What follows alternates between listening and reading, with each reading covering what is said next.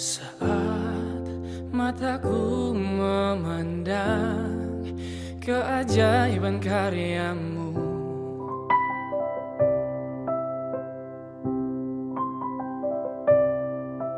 sungguh siapakah ku ini yang engkau hargai dan cintai.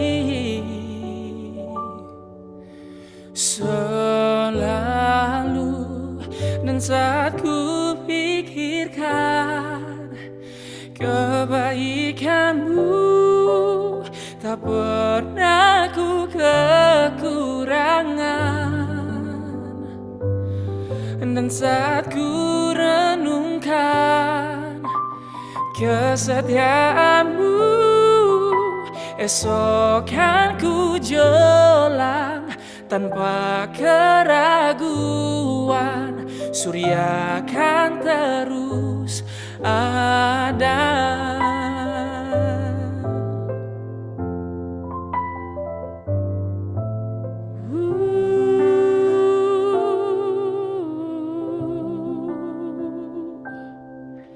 Saat mataku memandang keajaiban karyamu,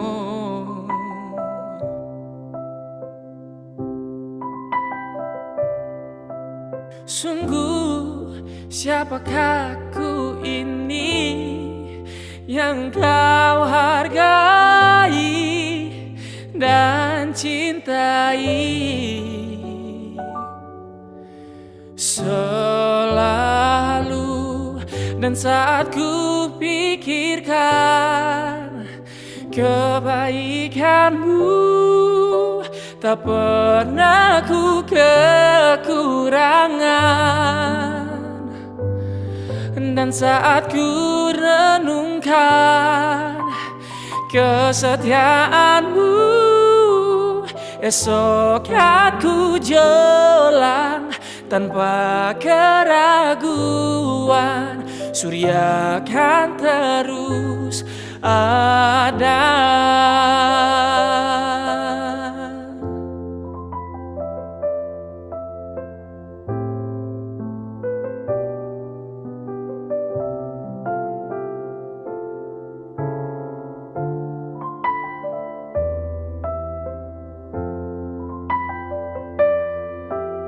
Oh, dan saat ku pikirkan kebaikanmu, tak pernah ku kekurangan.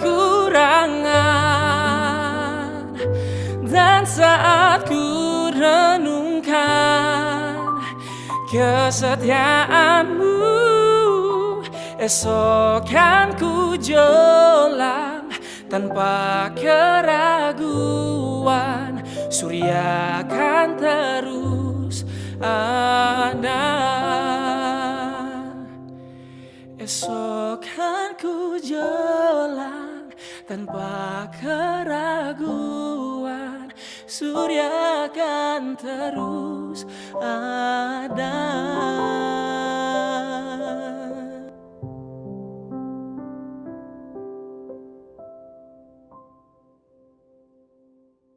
Salam, selamat pagi. Kami sungguh bersyukur dan bersukacita dapat berjumpa kembali dengan Bapak, Ibu, Saudara-saudari terkasih di dalam Tuhan Yesus dalam ibadah hari ini. Semangat sehat dan semangat sukacita untuk kita semua. Beberapa warta lisan yang akan kami sampaikan.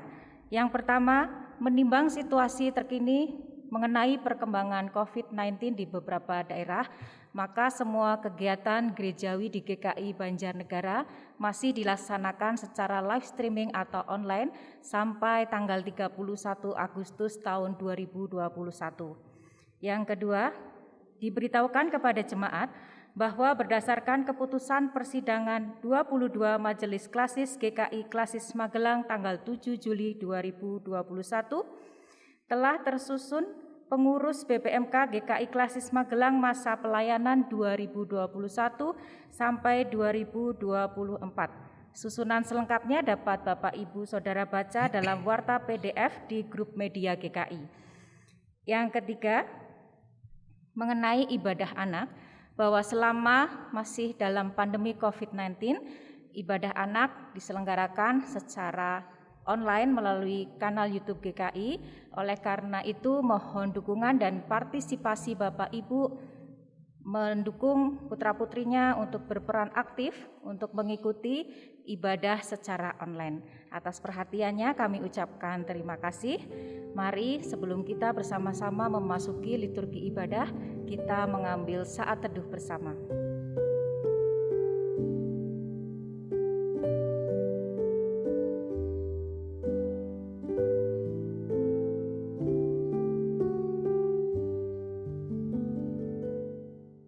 Panggilan beribadah. Takutlah akan Tuhan, hai orang-orangnya yang kudus. Sebab tidak berkekurangan orang yang takut akan Dia. Singa-singa muda merana kelaparan, Tetapi mereka yang mencari Tuhan tidak kekurangan yang baik. siapakah orang yang menyukai hidup? Dengarkanlah aku. Takut akan Tuhan akan kuajarkan kepadamu.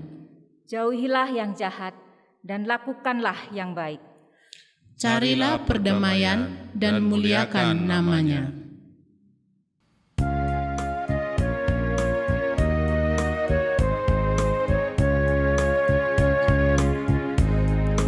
Kita masuk rumah-Nya, berkumpul menyembah kepada-Nya. Kita masuk rumah-Nya, berkumpul menyembah kepada-Nya. Kita masuk rumah-Nya, berkumpul menyembah kepada Kristus.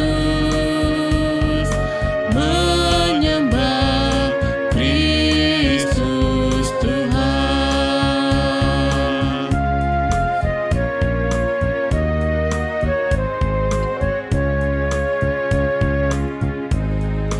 Lupakanlah dirimu, arahkan hatimu kepada-Nya. Lupakanlah dirimu, arahkan hatimu kepada-Nya. Lupakanlah dirimu, arahkan hatimu kepada Kristus. Menyembah Kristus Tuhan.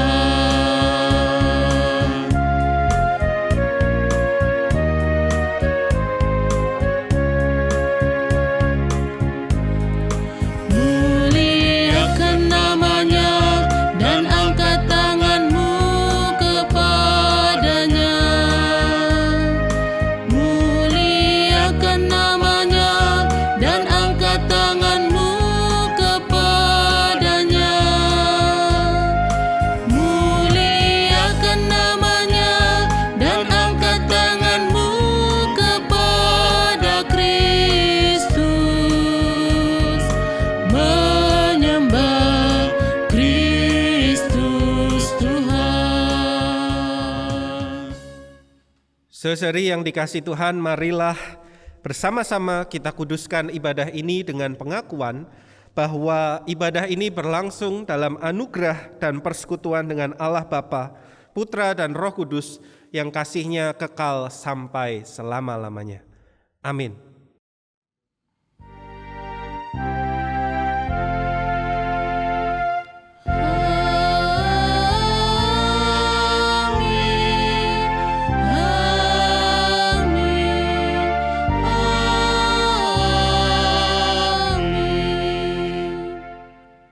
Mari Bapak Ibu dan jemaat yang terkasih di dalam Tuhan, kita bersama-sama berdoa. Ya Allah yang Maha Kasih, terima kasih karena Engkau tak terbatas ruang dan waktu, sehingga dalam situasi dan kondisi saat ini kami tetap beroleh kesempatan untuk beribadah. Dan pada saat ini kami mohon ampunan-Mu, karena seringkali kami berusaha menutupi segala dosa dan pelanggaran yang telah kami perbuat, baik dari hadapan sesama kami maupun dari hadapan-Mu. Kami tahu ya Bapa, Engkau adalah Allah yang Maha Tahu, Bagaimanapun kami menutupi segala dosa dan pelanggaran yang telah kami perbuat, tidak akan ada yang tersembunyi bagimu. Engkau adalah Allah yang mengasihi kami, namun kami kerap kali tidak mengasihimu, bahkan lari dari hadapanmu. Oleh sebab itu ya Bapa, kiranya Engkau sudi mengampuni segala dosa dan pelanggaran yang telah kami perbuat. Kami sadar jika kami telah berdosa di hadapan-Mu. Kiranya Engkau mengasihi kami menurut kasih setia-Mu. Dalam nama Tuhan Yesus kami memohon. Amin.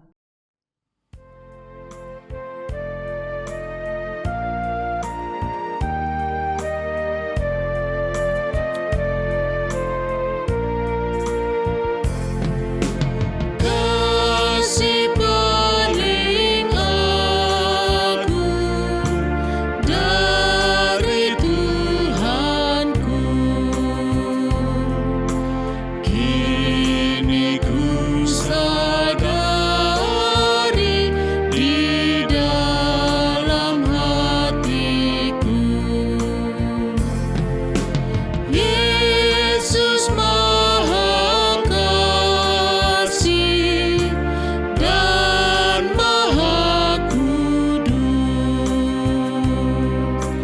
korbankan dirinya agar ku ditebus.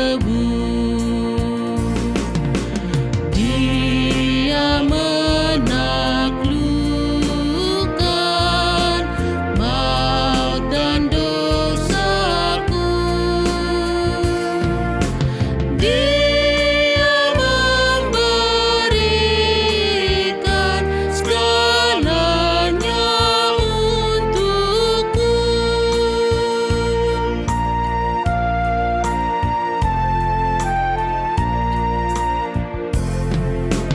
Ini kan ku ingat selama hidupku, takkan ku lupakan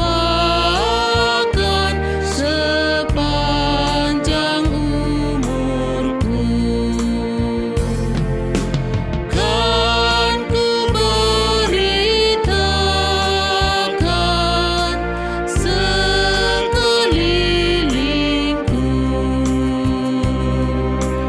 dan ke ujung dunia sejauh kuatku. Apapun terjadi atas diriku, takkan ku lepaskan kasih-Mu Tuhanku. Saudara-saudara yang dikasihi Tuhan, marilah kita bersama menyiapkan diri kita untuk memasuki firman Tuhan. Kita memohon pimpinannya di dalam doa. Mari kita berdoa. Tuhan Allah yang baik, kami kini memohon berkat-Mu ketika kami bersama hendak membaca, mendengarkan dan merenungkan sabda-Mu, supaya apa yang kami baca dan apa yang kami renungkan tidak berlalu sia-sia, tetapi boleh kami pahami, supaya kehidupan kami boleh bertumbuh seturut kehendak Tuhan. Kami memohon kuasa dan campur tangan Roh Kudus yang membukakan hati dan pikiran kami, supaya kami dapat memahami apa yang Tuhan hendak sampaikan bagi setiap kami. Dalam nama Tuhan kami, Yesus Kristus, kami berdoa. Amin. Saudari yang dikasihi Tuhan, marilah kita bersama membuka firman Tuhan dari Yohanes pasalnya yang ke-6, ayatnya yang ke-51 sampai 58. Yohanes 6 ayatnya yang ke-51 sampai 58. Akulah roti hidup yang telah turun dari sorga. Jikalau seorang makan dari roti ini, ia akan hidup selama-lamanya. Dan roti yang kuberikan itu ialah dagingku yang akan kuberikan untuk hidup dunia. Orang-orang Yahudi bertengkar antara sesama mereka dan berkata, bagaimana ia ini dapat memberikan dagingnya kepada kita untuk dimakan? Maka kata Yesus kepada mereka, aku berkata kepadamu, sesungguhnya jikalau kamu tidak makan daging anak manusia dan minum darahnya, kamu tidak mempunyai hidup di dalam dirimu. Barang siapa makan dagingku dan minum darahku, ia mempunyai hidup yang kekal dan aku akan membangkitkan dia pada akhir zaman. Sebab dagingku adalah benar-benar makanan dan darahku adalah benar-benar minuman. Barang siapa makan dagingku dan minum darahku, ia tinggal di dalam aku dan aku di dalam dia. Sama seperti Bapa yang hidup mengutus aku dan aku hidup oleh Bapa, demikian juga barang siapa yang memakan aku akan hidup oleh aku. Inilah roti yang telah turun dari surga, bukan roti seperti yang dimakan nenek moyangmu dan mereka telah mati. Barang siapa makan roti ini, ia akan hidup selama-lamanya. Sedemikian jauh pembacaan firman Tuhan. Yang berbahagia adalah setiap kita yang tidak hanya mendengar tapi juga memelihara firman Tuhan di dalam kehidupannya. Haleluya.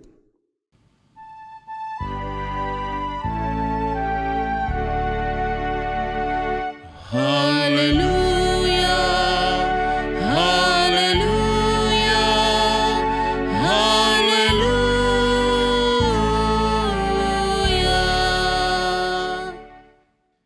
Saudari yang dikasih Tuhan, ada sebuah film dokumenter yang menarik berjudul Super Size Me.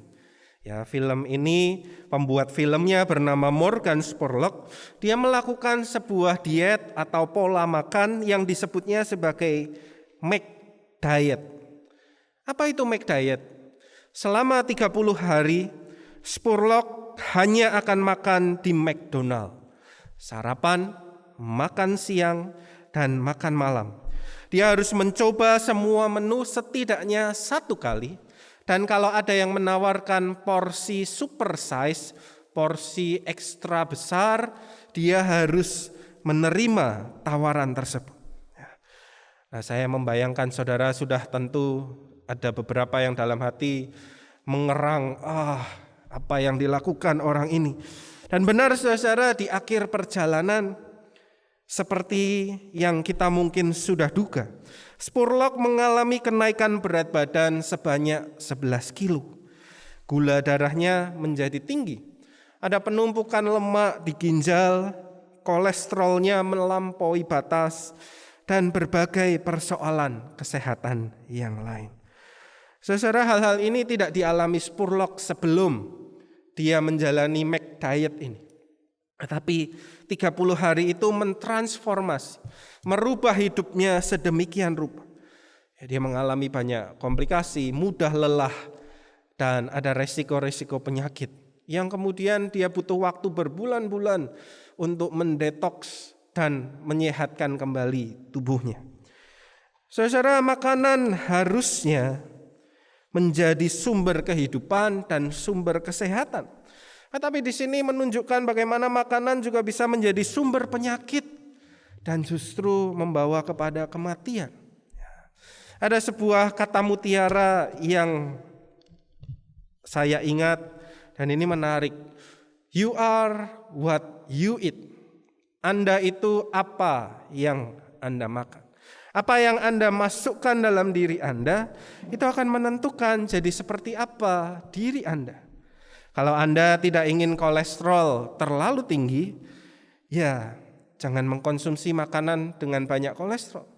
Kalau Anda ingin menjaga gula darahnya tetap stabil, ya jangan mengkonsumsi terlalu banyak gula. Kalau saudara ingin sehat, banyaklah makanan yang berserat atau mungkin kaya vitamin dan mineral. Apa yang Anda masukkan di dalam mulut Anda, apa yang Anda konsumsi akan menjadi energi dan bagian yang membentuk hidup Anda. Karena itu pilihlah makanan yang menyehatkan tubuh Anda. You are what you eat. Nah, saudara, hal ini juga kita bisa terapkan ketika kita mencoba merenungkan ucapan Tuhan Yesus pada minggu ini. Tuhan Yesus melanjutkan percakapannya tentang roti hidup. Dan di sini Yesus menekankan kepada dirinya dengan sebuah ucapan yang berkata, orang yang makan dagingku dan minum darahku, ia mempunyai hidup yang kekal. Saudara, kalimat ini menjadi sesuatu yang begitu membingungkan bagi banyak orang. Mereka sudah mendengarkan Yesus berbicara panjang lebar, dan sekarang mereka mengalami ditantang, siapa yang mau mempunyai hidup yang kekal? Makanlah dagingku, minumlah darahku. Apa maksudnya? Banyak orang dengan segera berdebat, bagaimana dia bisa mengatakan itu? Apa dia mau potong-potong, kasihkan semua orang? Ya, situasi ini membuat banyak orang menjadi bingung. Bahkan saudara, kalau kita mau melihat sejarah gereja, 300 tahun pertama kekristenan, salah satu tuduhan yang diajukan untuk menyiksa orang-orang Kristen adalah mereka dikatakan kanibal. Mereka mengajarkan kanibalisme. Kenapa? Karena banyak orang masyarakat Romawi saat itu ketika kekristenan sudah menyebar lebih dari di daerah Israel, orang-orang ini kemudian mendengar, oh orang Kristen dalam pertemuannya berkumpul untuk makan daging dan minum darah. Dan mereka dengan pemahaman yang terbatas secara harafiah melihat ini, menangkapnya harafiah, ini orang Kristen sesat, mengajarkan kanibalisme. Nah saudara, bagi kita sendiri di dunia modern sebagai orang-orang yang hidup dalam kekristenan, mungkin bagi kita tidak lagi kalimat ini menjadi sesuatu yang susah. Kalimat ini tidak lagi menjadi sesuatu yang asing bagi kita. Mungkin kita dengan segera teringat kepada perjamuan kudus, dan memang tidak salah. Ada kaitan yang bisa kita bawa ke sana. Tetapi saudara, apa sebenarnya maksud perkataan Yesus? Ketika Yesus berkata seperti itu, kenapa kita bisa begitu percaya? Karena kita percaya bahwa daging Yesus adalah benar-benar makanan dan darahku adalah benar-benar minuman. Kita meyakini apa yang Yesus persaksikan tentang dirinya, dan kita mengerti kita punya keuntungan, warisan sejarah beriman, sehingga kita mengerti ini bukan sebuah harafiah, tetapi sebuah metafora. Metafora tentang karya agung keselamatan. Ketika tubuh dan darah Yesus diberikan kepada dunia. Ketika sang roti hidup itu tidak lagi menjadi utuh. Ya, roti yang utuh tentu tidak ada gunanya. Roti yang utuh hanya dilihat. Untuk dia menjadi berguna, dia harus dicabik-cabikkan dan dimakan. Baru dia memberikan sebuah daya, sebuah energi untuk kehidupan. Dagingku dan darahku menjadi sebuah metafora tentang Yesus yang menyerahkan dirinya bagi keselamatan dunia di kayu salib. Dan karena kita mengerti itu, kita bisa menerima kalimat ini dalam iman. Nah saudara, kalau kita kemudian berbicara tentang perjamuan kudus, apakah tepat bacaan ini kita arahkan kepada perjamuan kudus? Tentu, melalui bacaan ini kita bisa merefleksikan perjamuan kudus. Sebuah sakramen di mana kita diundang untuk merayakan anamnesis, mengingat, merayakan apa yang Tuhan sudah lakukan bagi setiap kita. Dan ketika kita memakan roti, meminum anggur, kita membayangkan, kita mengingat bahwa darah dan tubuh Yesus, daging dan darahnya diberikan untuk dunia. Sehingga ketika makan, kita makan dengan syukur untuk kehidupan yang Tuhan sudah berikan. Tetapi bacaan ini tidak hanya berbicara tentang ritual perjamuan kudus.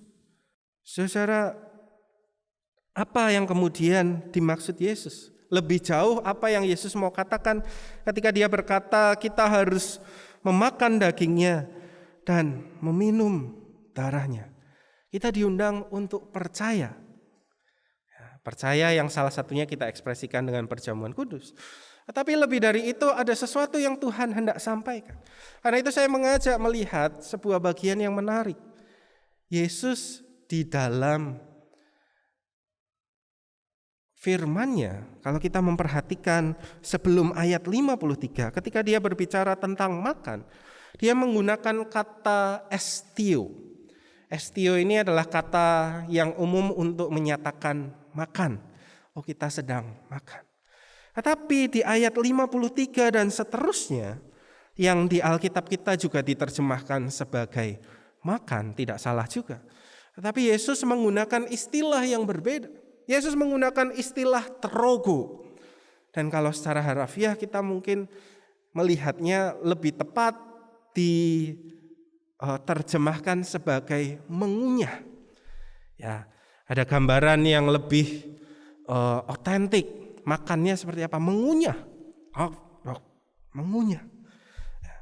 Nah, saudara, yang menarik lagi, kata trogo ini lebih sering dipakai bukan untuk berbicara tentang manusia yang mengunyah, tetapi berbicara tentang hewan-hewan herbivora dan hewan-hewan ternak. Dan saudara, kalau kita mengingat hewan-hewan yang ada di sekeliling bangsa Israel, kita tahu hewan-hewan ternak itu apa? Kambing, domba, sapi, kuda kalau punya. Dan saudara, apa satu kesamaan hewan-hewan itu? Mereka adalah hewan yang memamah biak. Jadi kata trogo menggambarkan mereka yang sedang mengunyah, merujuk kepada mereka yang memamah biak. Hewan yang memamah biak ini adalah mereka, kalau saudara ingat, mengunyah makanan. Kemudian mereka menelannya, memasukkannya ke lambung. Dan kemudian nanti kalau mereka sudah duduk-duduk santai atau mereka pergi ke tempat lain, mereka akan mengeluarkannya lagi ke mulut dan mengunyahnya lebih lanjut. Nanti udah ditelan lagi, mereka mengeluarkan lagi untuk dikunyah lagi. Begitu seterusnya. Ya, ada banyak waktu yang dihabiskan berjam-jam untuk hewan-hewan ini, sapi, domba dan lain sebagainya, untuk mengunyah makanan mereka. Nah, saudara, apa yang kemudian Yesus hendak maksudkan ketika memakai kata mengunyah itu untuk menjelaskan tindakan memakan dan meminum dirinya. Tindakan yang adalah sebuah percaya. Percaya itu seperti hewan memamah biak yang mengunyah. Artinya, saudara, Yesus mau berkata percaya bukan sekedar proses satu kali. Percaya bukan sesuatu hal yang kita nyatakan sekian bulan sekali lewat perjamuan kudus. Tidak ada yang salah dengan itu semua. Tetapi percaya berarti kita juga mau terus-menerus berproses. Terus-menerus mencerna Yesus.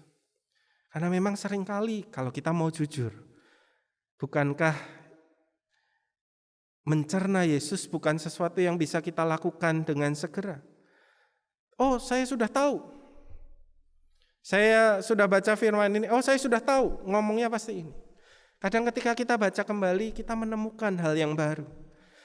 Oh, saya sudah tahu Yesus maunya saya melakukan ini, itu.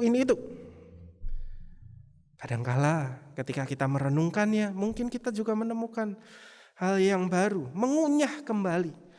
Apa yang dikunyah tentu bukan secara harafiah Yesus, tapi kasihnya, etosnya, ajarannya yang kita terima. Nah, itu membutuhkan sebuah proses mencerna hari demi hari. Nah, saudara, mencerna ini perlu kita lakukan dalam beriman. Itu yang menjadi kehendak Tuhan. Hati-hati kalau kita tidak mencerna. Jangan-jangan kita akan kehilangan apa yang Tuhan janjikan. Dalam arti bahwa ketika Yesus itu tidak dicerna dengan baik, kehidupan yang Yesus tawarkan, kehidupan yang Yesus ajarkan, dan kalau kita mengikutinya, kita tahu kita akan dipimpin ke tempat yang terbaik. Kita dipimpin menjalani hidup dalam proses yang terbaik bagi kita, bagi orang di sekeliling kita. Kalau kita memilih untuk tidak mencerna Yesus, mungkin kali itu akan terlewat. Mungkin kali hidup kita tidak menjadi berubah seperti yang Yesus inginkan. Dan mungkin saja kita mengalami yang saya sebut cacingan spiritual. Apa maksudnya cacingan spiritual? Ya, kita makan, kita menyerap apa yang Yesus ajarkan melalui gereja. Kita melakukan, mendengar firman, mendengar lagu, melakukan ini dan itu. Tapi tidak merubah hidup kita. Ada yang mengganjal, ada yang mencuri. Itu semua dari kita. Seperti orang yang sedang cacingan. Kita justru menjadi tidak berdaya. Kita justru tidak menyatakan kehidupan dalam melaku dan rasa seperti yang Yesus kehendaki. Karena itu marilah hati-hati.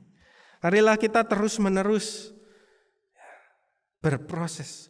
Marilah kita menyerahkan diri kita kepada Tuhan untuk terus diproses. Saya menutup dengan sebuah firman Tuhan. Barang siapa makan dagingku dan minum darahku, ia tinggal di dalam aku dan aku di dalam dia. Inilah kerinduan Yesus. Inilah janji yang utama. Dan itulah kehidupan. Ketika kita berada di dalam Yesus, ketika Yesus ada di dalam kita. Ya, ada sebuah istilah Indonesia yang bagi saya menarik. Mendarah daging. Sudah meresap sampai ke dalam. Menjadi sebuah kebiasaan dan gaya hidup.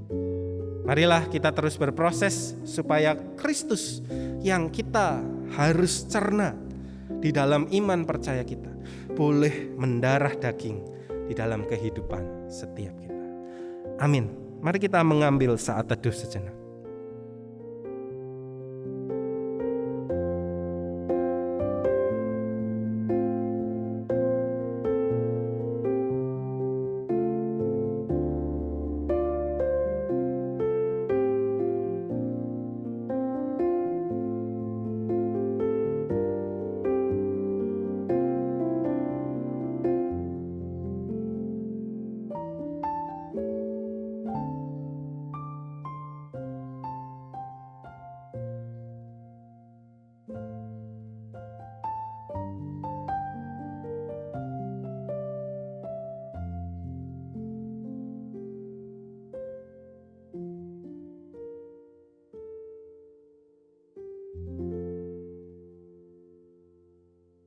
Marilah saat ini kita bersama mengikrarkan pengakuan iman kita sesuai dengan pengakuan iman rasuli yang berbunyi demikian.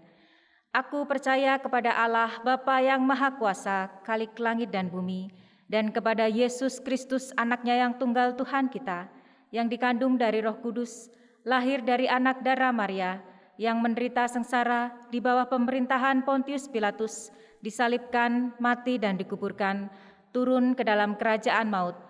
Pada hari yang ketiga, bangkit pula dari antara orang mati, naik ke surga, duduk di sebelah kanan Allah Bapa yang Maha Kuasa, dan dari sana ia akan datang untuk menghakimi orang yang hidup dan yang mati. Aku percaya kepada Roh Kudus, gereja yang kudus dan am, persekutuan orang kudus, pengampunan dosa, kebangkitan orang mati, dan hidup yang kekal. Amin. Saudara yang dikasihi Tuhan, marilah kita bersama menaikkan doa-doa syafaat kita. Mari kita berdoa. Tuhan, kami mengucap syukur kalau Tuhan sudah mengundang kami untuk boleh tinggal di dalam Engkau. Engkau telah mengundang kami untuk hari demi hari terus berproses supaya kami boleh menjadi semakin serupa dengan Engkau. Berkati kami ya Tuhan, pimpin kami supaya di dalam setiap yang kami lakukan, di dalam setiap laku kehidupan kami boleh semakin mencerminkan siapa Engkau.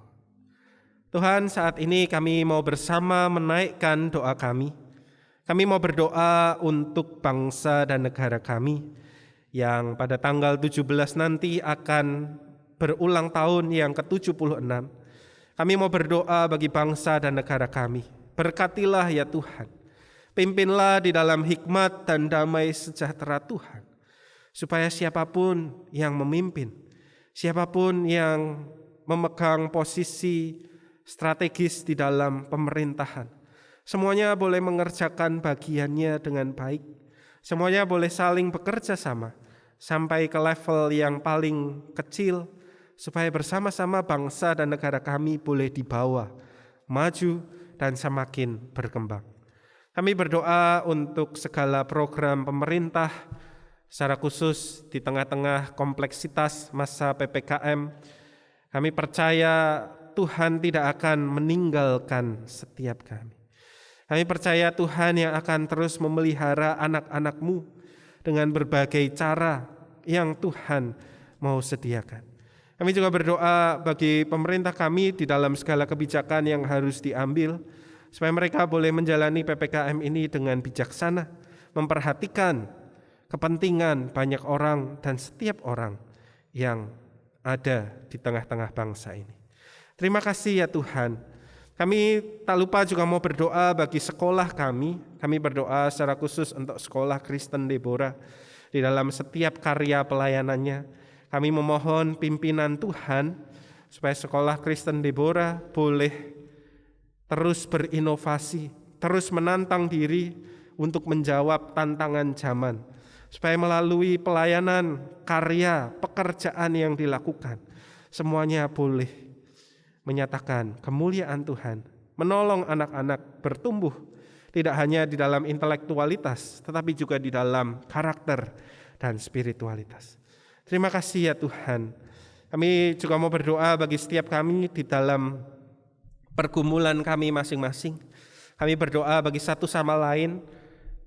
Kami memohon pimpinan Tuhan supaya di dalam apapun yang kami hadapi, kami boleh menemukan komunitas yang baik.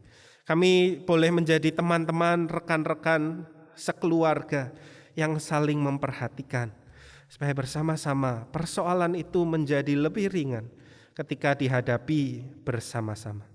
Terima kasih ya Tuhan. Inilah doa-doa syafaat kami. Kami mau serahkan di dalam satu nama, Tuhan Yesus Kristus yang telah mengajar kami berdoa.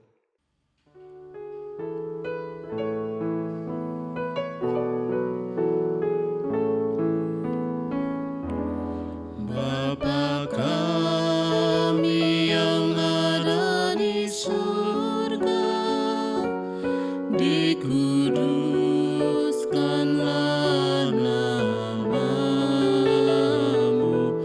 datanglah kerajaan-Mu,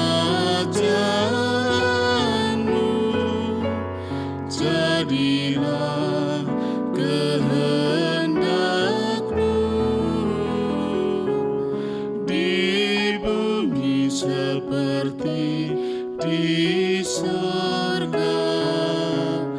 Berilah kami pada hari ini makanan kami yang secukupnya, dan ampuni kesalahan kami seperti kami ampuni yang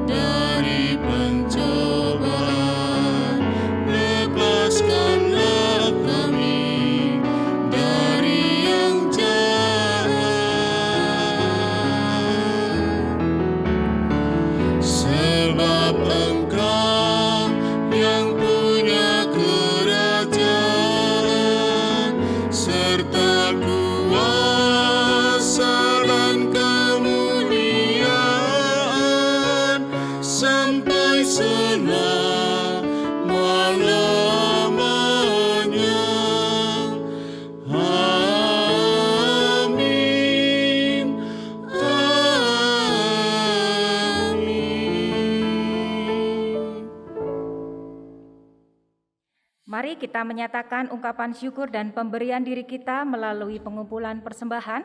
Nat persembahan diambil dari Matius 6 ayat 31 sampai 33. Mari kita membaca secara bersamaan. Sebab itu, janganlah kamu khawatir dan berkata, apakah yang akan kami makan? Apakah yang akan kami minum? Apakah yang akan kami pakai?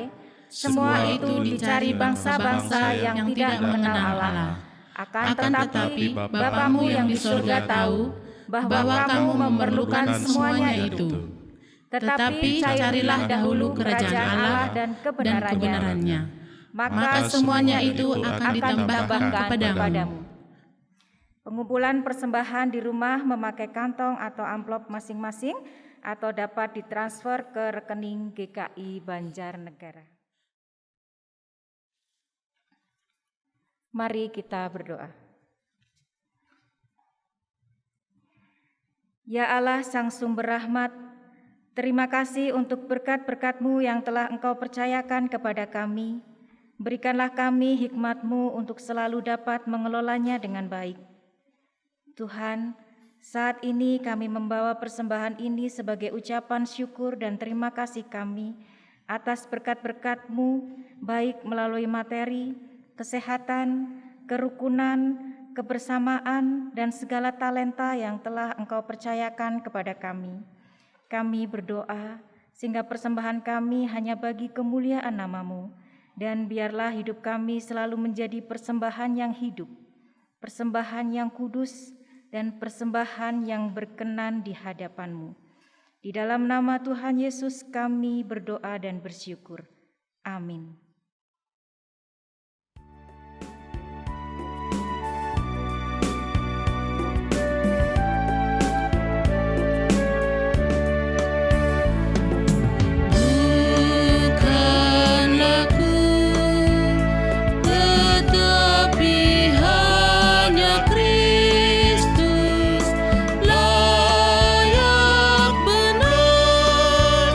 Dipuji di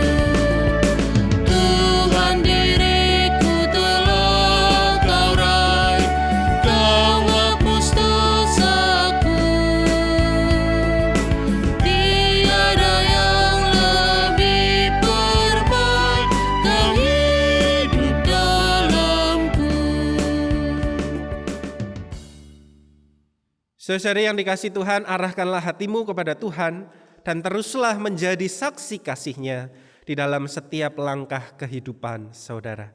Kini terimalah berkat dari Tuhan. Tuhan memberkati kita dan melindungi kita. Tuhan menyinari kita dengan wajah-Nya dan memberi kita kasih karunia. Tuhan menghadapkan wajah-Nya kepada kita dan memberi kita damai sejahtera. Amin.